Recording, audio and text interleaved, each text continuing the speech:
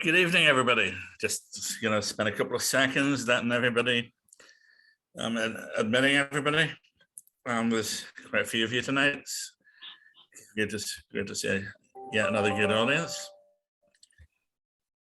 Anyway, let's kick off. My name is Stephen Scarth. I'm head of public services at PRONI, and this is the latest in our joint series of the Antrim and Down Western Front Association.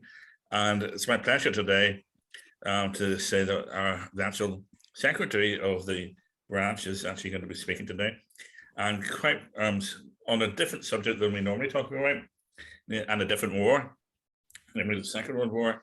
And Tom is going to explore how the Belfast community reacted after the Blitz, which is very appropriate given that April is the anniversary of the first Blitz of Belfast. So just before I pass over to the chair of the Antrim and Down branch, who's Ian Montgomery, just want to remind everybody that we're recording tonight. So if you don't want your visage to appear on the recording, just press stop video, and you've all been muted on entry. Any comments or questions, please write them in chat, and we will come and take those questions at the end of the session. So, Ian. Well, thank you very much, Stephen, and a warm welcome to all of you to this meeting of the Antrim and Down branch of the Western Front Association, which is now turning into a virtual branch of the Western Front Association, as we were just discussing earlier. So it's another one in our ongoing series of lectures, and as Stephen has said, which we are welcoming our esteemed secretary, Dr. Tom Thorpe. Tom has been best known over the years for his research on the First World War, combat motivation among soldiers during the First World War, and research onto the Kensingtons and other London formations. But he's also branched out into the Second World War and social history of Belfast, which I see he's now tutoring on at Queen's. So very well qualified for tonight's subject, which is a subject of perennial interest, the Belfast Blitz.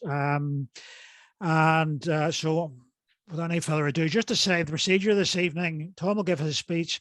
If you have any questions or comments, if you could write them in chat initially, and at the end, we will then come to you and take the questions that way. So just any comments or any questions, just put them into the chat, and I'll come to them at the end. So without any further ado, I shall pass over to Tom and let him get on with it. Good evening all. Hey, can everybody see my screen? Has that come up? No. No, okay. I just tried to, so again, wouldn't be the Western Front Association without technical problems. So, oh, you are, I am apparently saying I am sharing my screen. You're sharing your desktop, not your presentation. Okay. Right, let's try that again. I'll admit somebody there. Right, bear with me. This is all the joy of my technophobia. What's he doing? All right.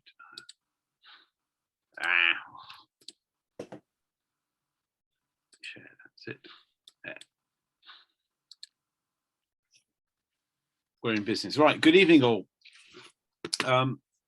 Tonight I'm going to talk about the Belfast reaction to the Blitz and whether it had what might be titled a Blitz Spirit. The photograph you can see in front of you, I think, is the barrage balloon, which was actually erected at the poorhouse that Emma Duffin talks about in her account. And that's obviously looking north, or looking west rather, in Belfast. And that's what I think it is. I could be wrong. So there might be experts who might be able to correct me on that detail.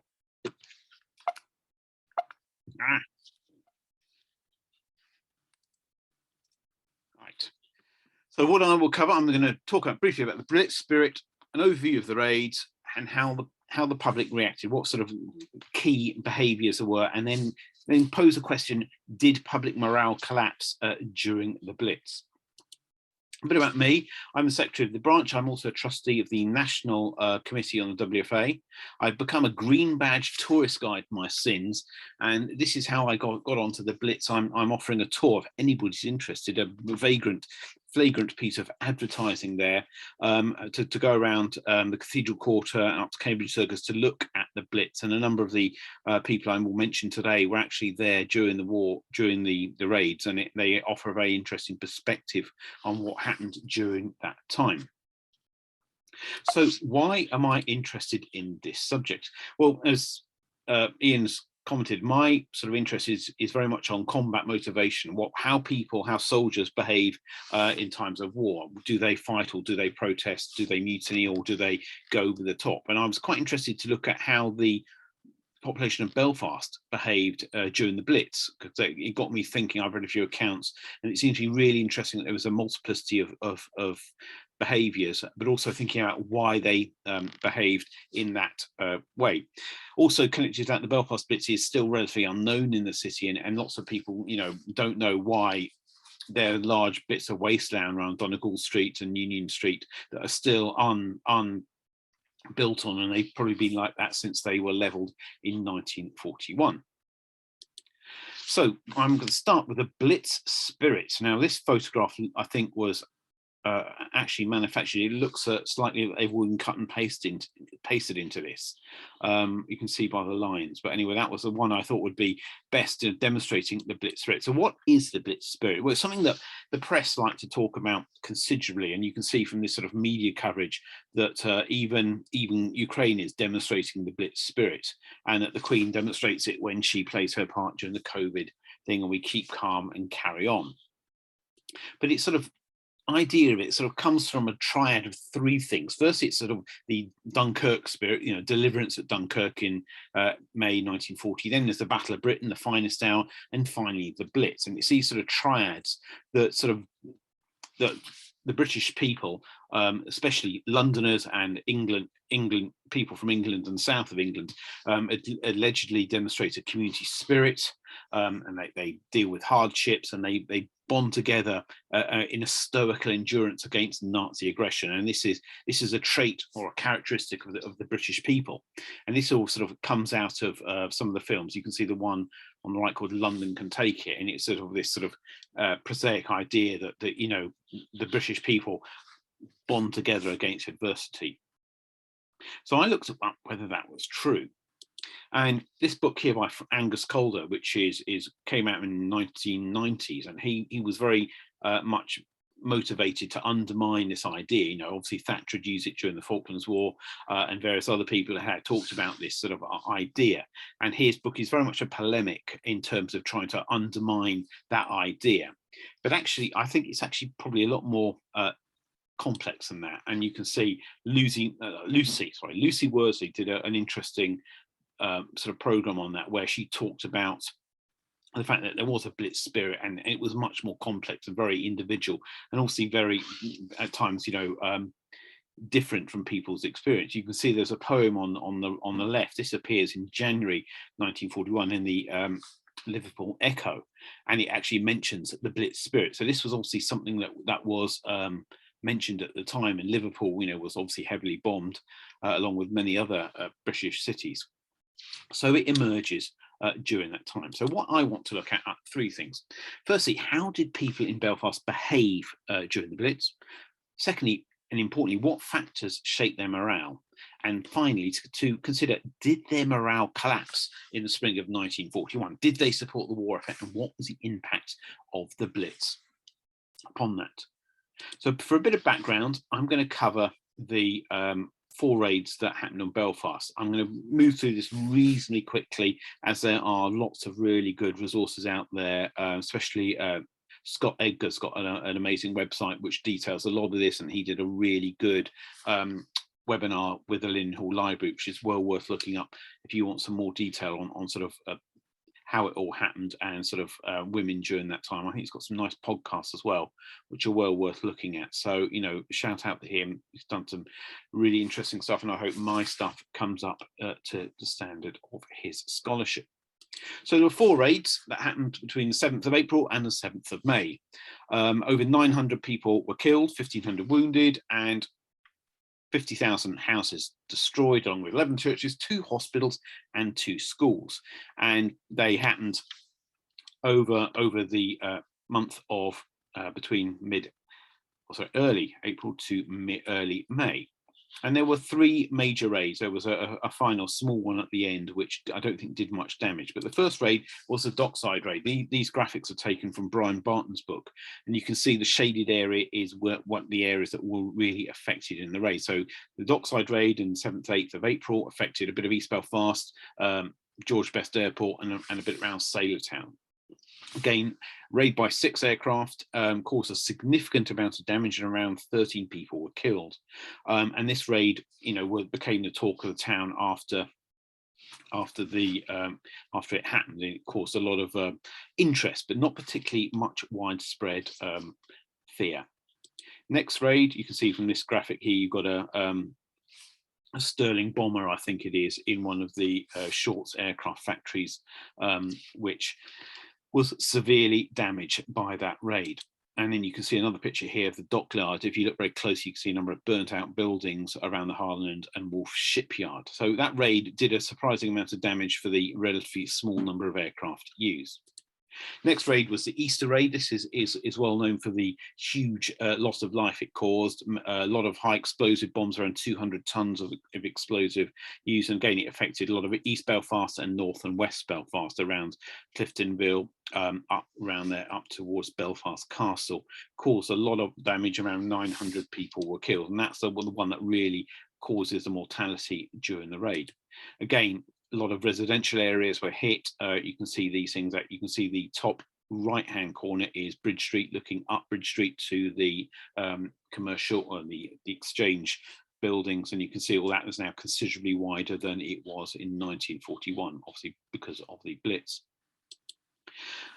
Fire raid happened in the 4th and 5th of May. Again, this was known as the fire raid because the Germans used around 90,000 incendiary devices, as opposed to 30,000 in the Easter raid, which happened, was the second raid I've just talked about. So essentially a lot of damage done. Similar amounts of high explosive used in the raid, but it's known for the vast amount of fire damage that it caused across the city. You can see a lot of the smouldering remains around the cathedral quarter was caused by this raid, and again, fire was a very, very effective weapon. The incendiary devices were very small things, a bit like small water bottles, a bit like I don't know if you can see I've got a silver water bottle, and a bit like large Coke bottles, which would penetrate through roofs and start magnesium fires. Very, very effective, and given the large number of them, they cause significant conflagrations across the city. Again, you can see this picture. This is on the junction of Donegal Street and Royal Avenue, as it is now, and York Street. It's now Cathedral Gardens. I think the image on the left is the is the International Bar, and the image on the right is the building directly opposite. You can actually see the cathedral in the background. So a lot of this area was destroyed. Obviously, that's the image on the left is now being replaced by large buildings of Ulster University, and then our Donegal Street moving up on the left. So those are the 4 raids, and then there's this graphic here. Actually, you can see where they all overlap. So there was a lot of damage across multiple areas during that time. And then the final raid, which happened on the 6th and 7th of May, I think caused very, very little damage. I've found very little work on it, and most people haven't referred to it, though scholars generally agree there are 4 raids on Belfast. So how did people react to the raids? Again, when looking at this, it's really difficult. There was over 430,000 people in Belfast. That was the 1937 census. And obviously people's reactions to events like this are highly dynamic, change over time, shaped by personal experience, and in many ways, very, very difficult to quantify beyond anecdotes. So I'm going to look at 4 broad behaviours that emerge after this. The first one that seems to be very prevalent after the 14th and 15th of April raid, the Easter Tuesday raid, was people coming out to look at the damage. There's an interesting report by Emma Duffin, who's got an amazing diary, and she talks about coming out on the day after, and she said it was essentially very, very crowded with people looking to see the damage. You can see this news article from the Belfast newsletter on the 16th, again complaining that people have come out to look at the damage. And there was also another army report which complained that people were standing around being idle and refusing to help clear up the damage. So that's one sort of behaviour. Secondly was criminal behaviour. Now, we've all seen Dad's Army. We all know about some of the characters that emerge from that, especially Joe, the spiff. I'll come to him in a minute. But the Blitz created, in a way, many opportunities for crime. It obviously opened up houses. It created opportunities for fraud in terms of people being given new ration books after the Blitz, new identity papers, being given new clothes, and various things like that. Blackout conditions made burglary actually quite effective. There's a number of accounts of people finding various bits of their house missing. And if you've ever read Brian Moore's book, which is The Emperor of Ice Cream, his main character, Gavin Burke, who's an air raid warden around Carlisle Circus, comes across a number of kids stealing a till out of a damaged shop. So again, you know, it's a very, very good time to be a criminal or burglar, given you've got no functioning phone system and lots of opportunities for alibis and a very, very stretched police force. These create a number of opportunities. There's another air raid warden called James Doherty, who wrote a book on his experience around, again, also around Cambridge Circus, sorry, not Cambridge Circus, Carlisle Circus. And he talked about confidence tricksters, you know, essentially using the chaos to get additional ration books, get papers, being given various types of clothing and emergency sorts of parcels and things like this. And it was very much of the sort of the Dad's Army idea of the spiv and the black market. And James Beck, who played the eponymous character in Dad's Army, obviously represented some of that. But you can see there's a number of articles which appear in the Belfast newsletter, especially this lady, Marcella Close, who was in Eglinton Street. Now that was really significantly hit. Eglinton Street used to be just near the Mater or the Mater Hospital, running south off from there. And it was actually seriously damaged. There was a school where a number of soldiers were being housed in, and a number were killed during the Blitz. Anyway, Marcella Close is found actually carrying somebody's canary, and she's prosecuted and sent to prison as a result. But this is one of many stories that you get in the papers after that, you know, and obviously people finding a great deal of opportunity to commit, should we say, community orientated activities. Next thing is the idea of the Blitz Spirit. Now, this certainly did exist. There's no doubt about this. You do get a lot of altruistic behaviour amongst people, and a lot is documented, and I've only covered a small amount. But also, you get a lot of behaviour which is very un-Blitz Spirit. This is an account or a diary entry from Mayor Woodside. Now, Mayor Woodside was a Belfast housewife, and she was also a reporter for the Mass Observation Survey.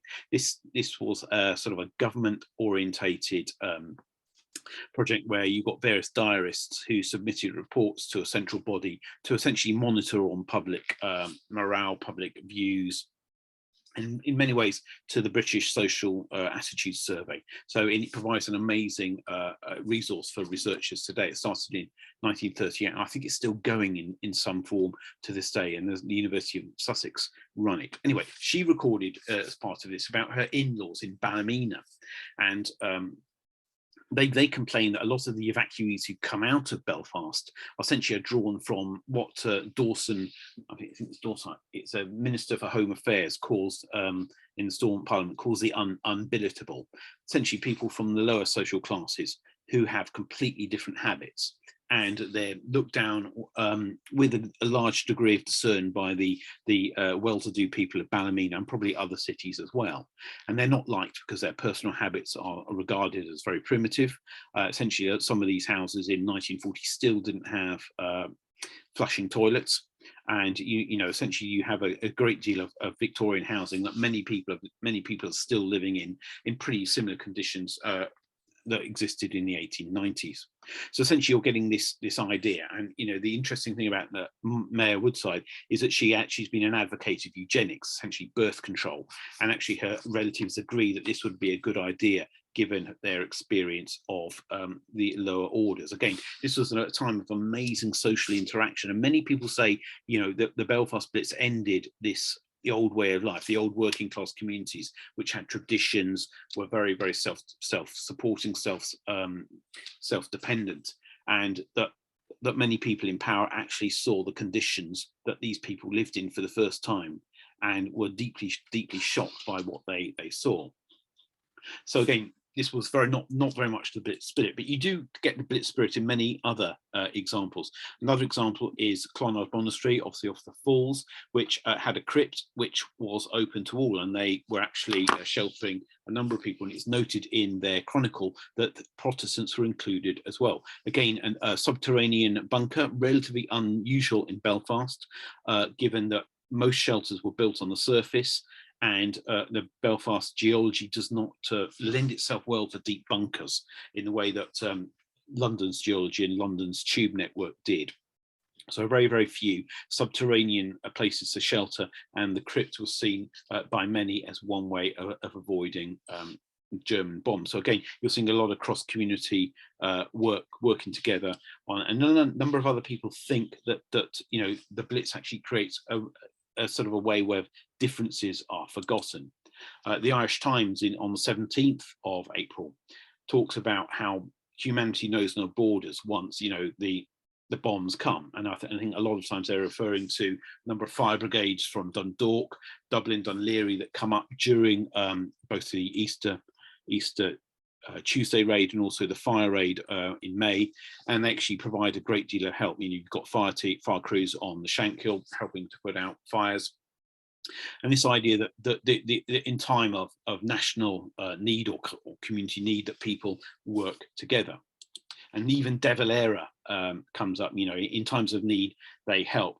This is seen in many ways as reaching across the orange and green divide.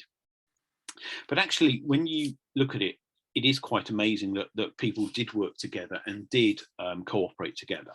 When you think that recently, in the 1920s, there had been what many people describe as pogroms, certainly large amounts of sectarian violence in Belfast. In the early 20s, martial law, 500 dead, 7,000 made unemployed or excluded from the workplace based on their faith.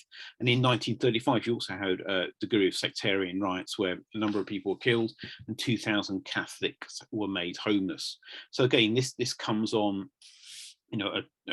Again, these aren't unusual in Belfast history. There were riots in the 19th century where similar numbers were killed, 1857, 1864, 1886. But also, you see that coming together as a community is not unusual, especially when you look at 1932 outdoor relief riots. Is essentially where you have Catholic and Protestant communities rioting together to demand from the government relief or outdoor relief as opposed to indoor relief, i.e. workhouse, essentially in response to the worldwide depression. And you also have a lot of cooperation and sort of cross-community work in what we might describe as the rush of the colours in 1914. That you do get Protestant flute bands going down the Shankill and Union Jacks, and everybody is joining together to achieve either a united Ireland or not a united Ireland, depending on your perspective. So the idea of that communities working together in times of need is not unusual, but there is obviously other times in history where violence prevails. The other interesting thing were people who were, quotes, doing their duty. And again, I was very interested in the motivation of uniformed services and civil defence services that existed. That partly came out of my interest in military combat motivation and things like that. Why soldiers fight, why people operate. And I was particularly interested in the air raid precaution wardens. And again, these were part of the civil defence precautions that you have coming in the late 30s, and a number of sort of organisations formed civil defence in Belfast. You've obviously got the civic or municipal authorities, obviously the Belfast Fire Brigade, Royal Ulster Constabulary.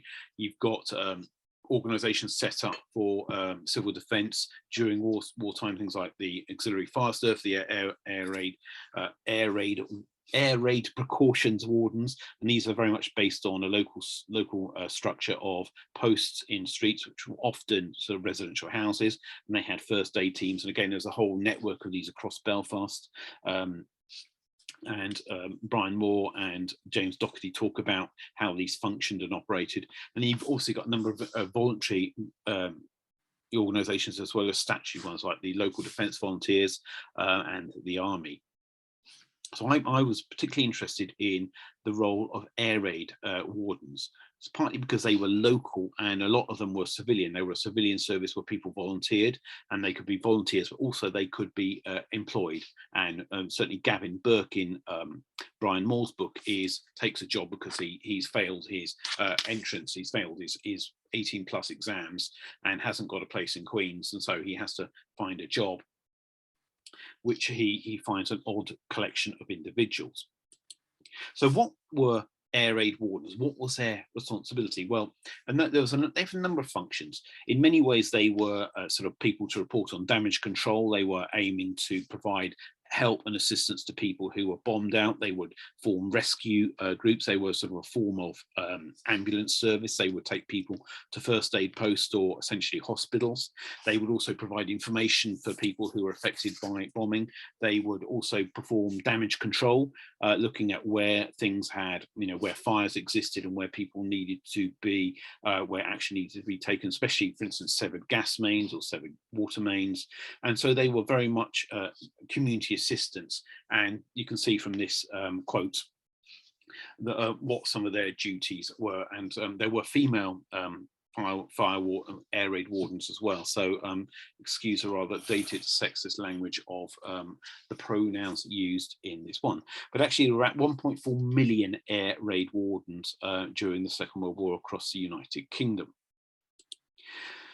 Again, I've touched on these two books. These are really, really interesting, but they were sort of what I became very, very interested. One is James Doherty, who recalls his time as an air raid warden around Cranbourne Street, just around near Carlisle Circus, and he was in what was known as Post 381. And then you had Brian Moore, who was an air raid warden in a similar area, maybe in the same post, but he was based around the Martyr Hospital. He certainly worked in the morgue in the Martyr Hospital during the raid.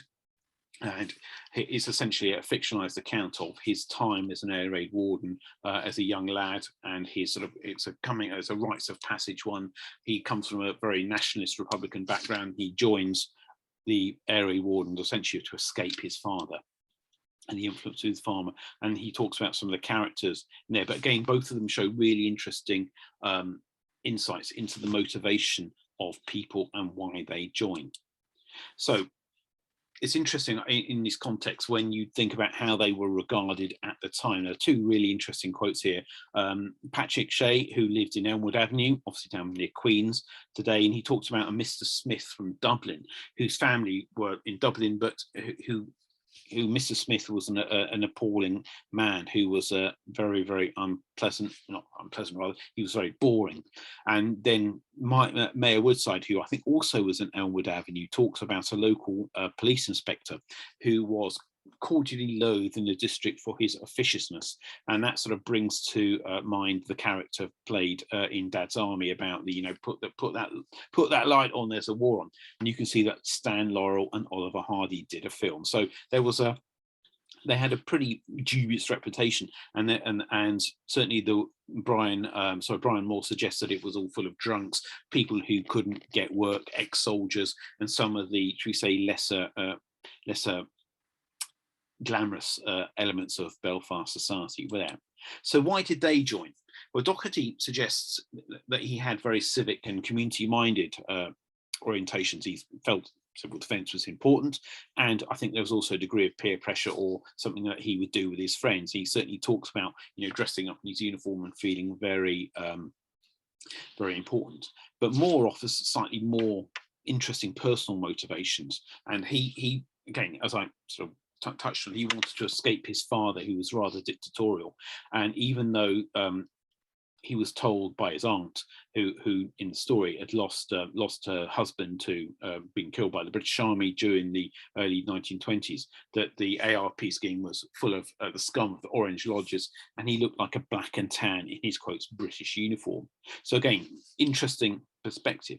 But what kept them going was interesting, because there are a number of reports of air raid wardens leaving their posts, but also of individuals being incredibly brave. And there's also one report of an air raid warden found in Dublin with his helmet at the station. But Connolly gives, sorry, not Connolly, not Kurtz, I'm thinking about Connolly Station, but Doherty gives an interesting insight into what kept him going. And he's very much talking about the trust and comradeship that he had with his fellow wardens in his post. And again, he talks about trust, and this keeps him going when he witnesses really appalling sights, dealing with very, very scared people in very, very difficult situations, you know, things that he as a civilian had never ever seen. He was probably 18, 19 when he joined up to become an air raid warden, and it's very much that what keeps him going through the raid is being in a uniformed service, having a function, but also leadership based on individual responsibility, and essentially what you might say is small group cohesion, which again my PhD was on that. So I was really, really interested when he was talking about this. Now, more motivations are slightly different. I think he partly does it to, you know, get back at his parents and, you know, use it as something to assert his individuality. But he also talks about how whiskey, he gets very sort of drunk when he is dealing with bodies in the morgue of the Mater Hospital. What he had to do was that bodies were brought in, and he had to prepare them for identification by relatives. And essentially that meant removing their clothes, washing them down, and dealing with, you know, obviously the multiple injuries that they had. And he found that the only way that he could keep going was actually by having a large amount of whiskey, which kept the ghastliness and fatigue going. So again, really, really interesting books. Both of them, I think, are well worth reading. So we come to Escaping the City. Now, this, I would argue, is probably one of the behavior that probably the largest number of people actually engaged in. Numbers are really difficult to estimate, but official estimates put the number around 120,000 people. So again, that was a Northern Ireland government estimate on the 29th of April, 1941, and they thought another 20,000 left after the fire raid in early May. So that was around 27% of the population, which is, if you think about 437,000, is about just over a quarter. Some estimates even go higher, and Brian Barton, in his very, very, very good book, estimated about 1/3 of the city. It's around 140,000 people, and you can see that the impact on surrounding towns like Rumour, with the population of pre-war population of 500, had 2,000 people. Essentially, it doubled or quadrupled its size within 2 weeks. So there's a huge exodus of people leave the city. So how does this compare with other cities in Britain? Again, these statistics I've got here are really, really difficult to find. There's probably more research to do, but they suggested that other British cities that went through similar raids had significantly less people leaving the city. Calder talks about 25% of London leaving, but again, I'm dubious about that figure. I need to investigate that, given his work is highly polemical. Figures for Plymouth put at 13%. Figures for Liverpool, 5% of the population, really 850,000. And you get a large exodus from Exeter in 1942, where they estimated around an upper end around 10,000 people leave the city. So why did people leave the city? And I think I'm not condemning this behavior. I think it's completely understandable, and I probably would have done exactly the same. So I'm not denigrating what people did. I'm merely asking the question of why. And two motivations, or two types of people, come out in the literature. Firstly, there's the people who are bombed out, and secondly, those who are scared out. Now, if you're bombed out, there's no reason for you to stay in the city. Half the city's housing stock was damaged, and a large amount of it was certainly unlivable in. Brian Moore's house, I think, was damaged, and his family went to Dublin. And certainly James Doherty's house was destroyed as well. So, you know, when you lose your house, there's not really much you can do. And the other problem is that a vast number of businesses were damaged, and so were vital services that we would take for granted today. There was no food in the shops, there was no security, no fire protection, there was damaged gas mains, there was no water, you couldn't use the toilet. And, you know, the longer this went on, there was a fear of contamination and disease. And, you know, this was perfectly understandable why many people left, because there was an alternative. And then you have what was derisively called the scared out, people who feared essentially another attack. And, you know, Myra Woodside talks about, you know, anxiety on every face, and the Dundalk Democrat talks about people coming into Dundalk in the south, and children still wearing their nightclothes, you know, people essentially leaving out of fear. And, you know, a raid was never, I'd never seen that before. And certainly in Brian Moore's book, you know, his father, who only ever uses his car for holidays, busily tries to get it to work, and leaves Gavin, the character, in Belfast to do his duty as an air raid warden.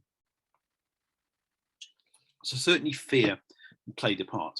And then you have this other group of people who were known as the ditchers and trekkers.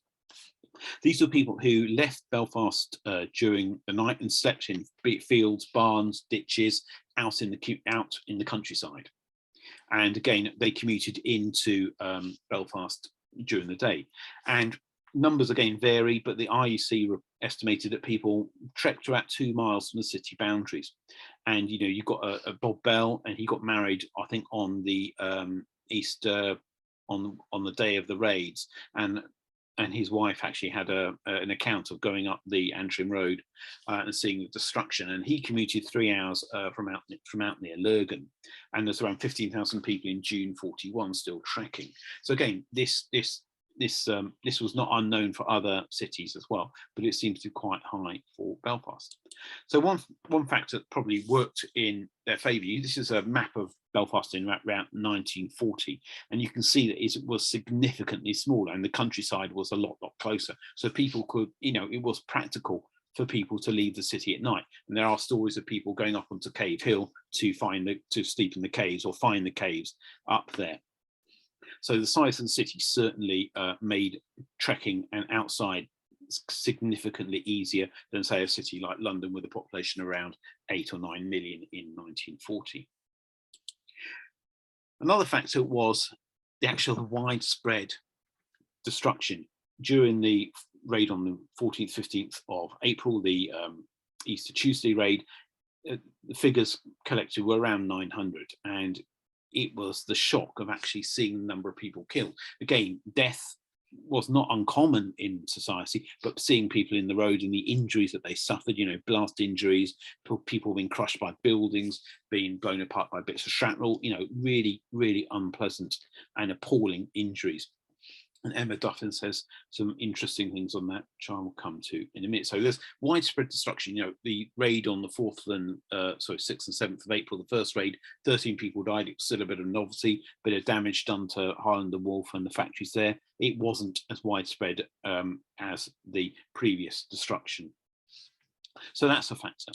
Secondly, there was a horrid sight. You know, William Macready, who worked in the post office, talking about cycling in every day and looking at destruction. It was appalling. And, you know, just seeing destroyed buildings had a psychological toll on a number of people. And that probably explains why many people wanted to get out.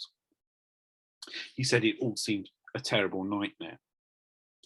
Connected to that, there was also the shock of death. Now, Emma Duffin's really interesting. She was a nurse in the First World War, served in a number of places and saw death in all its guises. And she makes a really interesting comparison between the deaths that she witnessed of young soldiers dying in hospitals, which are pretty ghastly, compared to the way that death happened to people killed in the Blitz.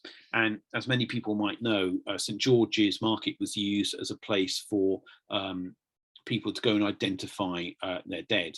There are a number of other places. Also the public baths on the Falls Road, which is now the Falls Road Leisure Centre, were used in a similar way. And a number of times in sort of mid-April, people were taken in there to view bodies and to see them. And it was the injuries they suffered. You know, she was deeply distressed by what she saw, even though she was probably the most experienced person who had seen significant amounts of suffering on the Western Front during the First World War. And she found it appalling. And how it affected other people, well, you know, it's obviously impossible to know, but it probably would have, you know, it would affect us. Very few of us have seen things like this, and it must have been appalling. She said even Hitler made death grotesque. The other thing I think was that people just were living under a nervous strain, you know, given that there have been a number of air raid warnings and sirens, and, you know, being just exhausted and just wanting to have a solid night's sleep. You know, we all know how, you know, having several nights disrupted sleep can affect us. And Moira Woodside, you know, talks about this and wanting to go out and get out of the city.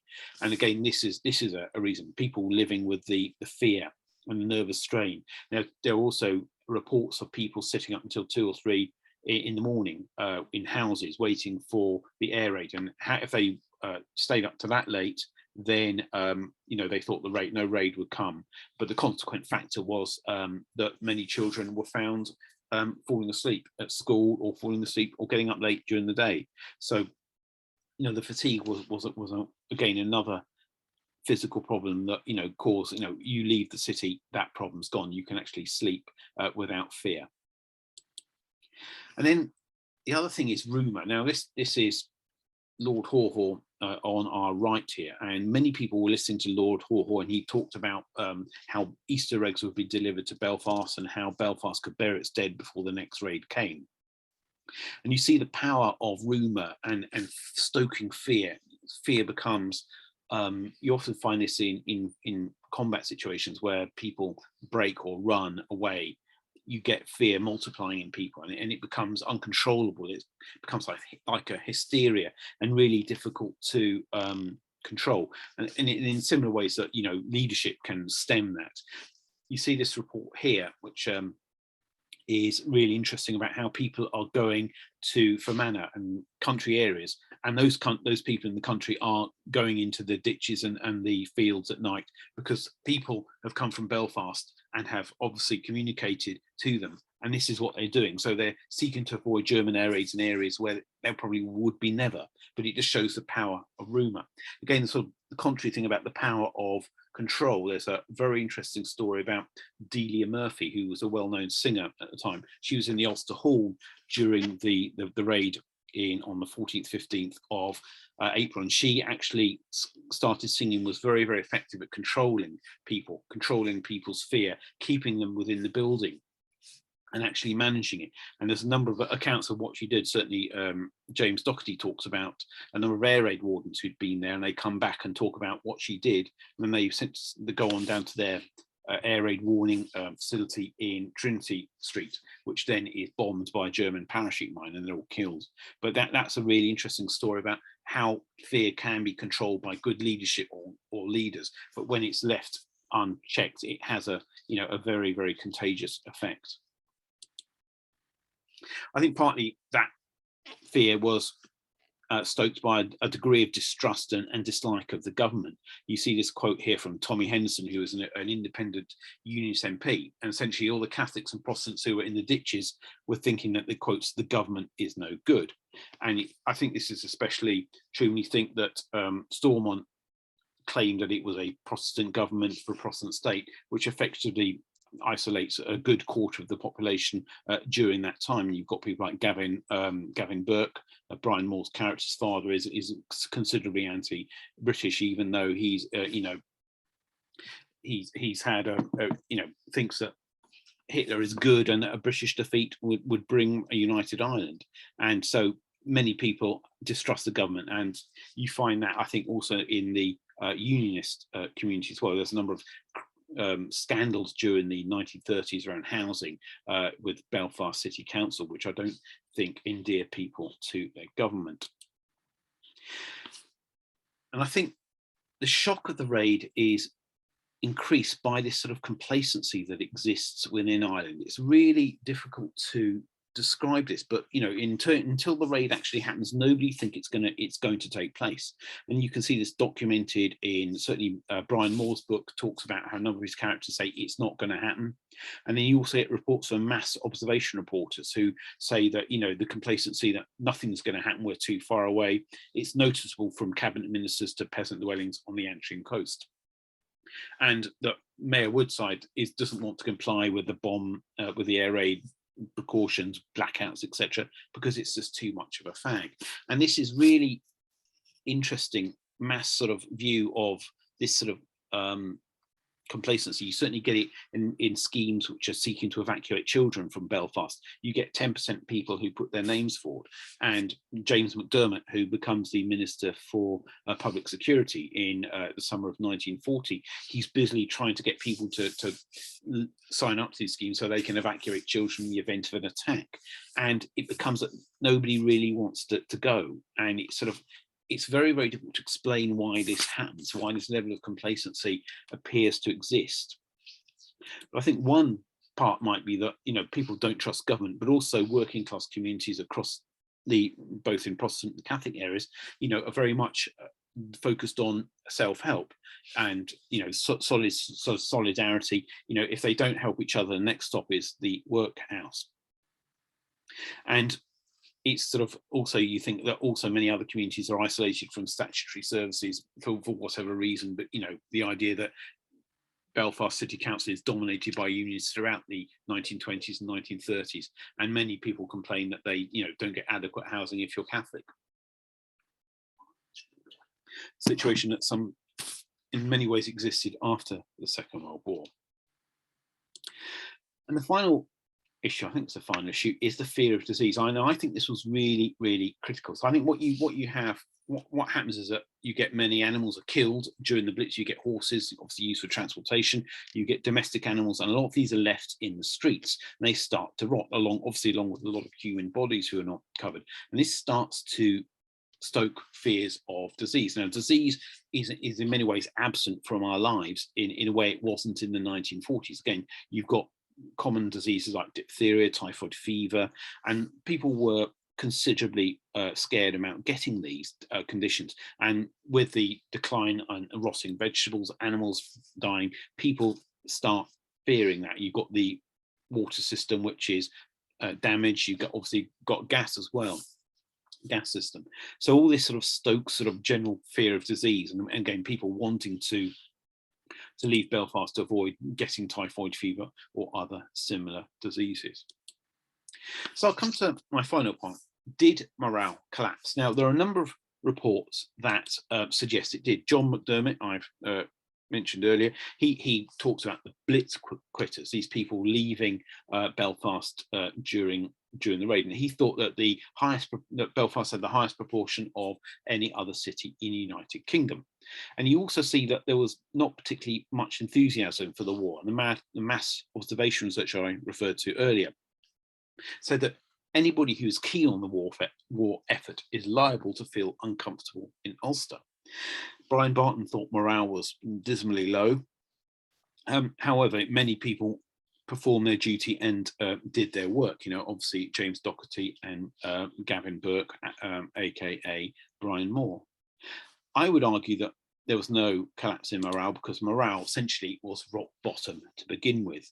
And you see this again across both communities. You know, Rita McKittrick on the Shankill blamed England for getting Ireland or getting us into this war. And as you know, they would hit London, but not Belfast. And you see John Oliver, who is the private secretary to McDermott, talks about, quotes, these damn English politicians getting us into this. That's what he heard. And again, you get a number of other people on the other side saying, you know, that a lot of people are very, very happy to live under Hitler. They just want to get rid of the English, or the British rather. And again, Gavin Burke's father is also an example of that. So, and you also see this reflected in industrial production. Strikes happen again a lot, and unemployment is, you know, essentially higher than England. And Harold Wilson, the future Prime Minister, is sent in as one. He's part of the government's committee looking at economic mobilisation, and he talks about how everything really doesn't happen, and it's appallingly sort of apathetic in Belfast. So I would argue that the commitment to the war is very, very minimal, and I don't think the bombing essentially has a positive impact. And you can see Mayor Woodside, said, reports a secondary school woman who she says was educated, and she was being deprived of basic amenities and has no servant, and just wants to get it over, and there won't be much difference if Hitler wins, which is hardly the Blitz spirit. And McDermott also assesses that public morale is essentially very, very low. He obviously it's not first class, in some ways definitely disappointing. So that would be my conclusion, that morale was rock bottom, partly because a lot of people were not committed to the war effort. And I was talking with Stephen earlier, and he suggested it was probably the absence of conscription which maybe have brought the war effort home in the same way it did in other parts of the United Kingdom. I think there's probably some truth in that. But certainly in 1941, Belfast was not committed to it. But I think that changes as time goes on. I think people generally return from trekking. I think that's a very weather dependent thing. Obviously, you have the bombing raids in the spring, and people obviously have reasonably good weather. It's warm, but that changes as things. Homes are repaired, factories are repaired, work is there, and people do need to return to work. And also civil defence improves. You get the construction of many more shelters, and also the Blitz ends in June 1941, and Germany attacks the USSR, Soviet Union, on the 21st of June, and that actually helps a lot of people believe that Britain's, quote, not standing alone. Obviously that's another Blitz myth, but Britain is the only power. Obviously the British Empire was with Britain, and Britain was no way standing alone. But even in July 41, when the sirens go, it was estimated 30,000 people trekked out of the city. So people were still very, very nervous, and it took a long time for a large number of people. I think there was still 50,000 odd people who officially had left the city by late 41, and that's only changes in 42. So that's my assessment of behaviour during the Belfast Blitz, and I hope I haven't run over time. And I'm more than happy to take any questions on any criticisms, which I'm sure there will be.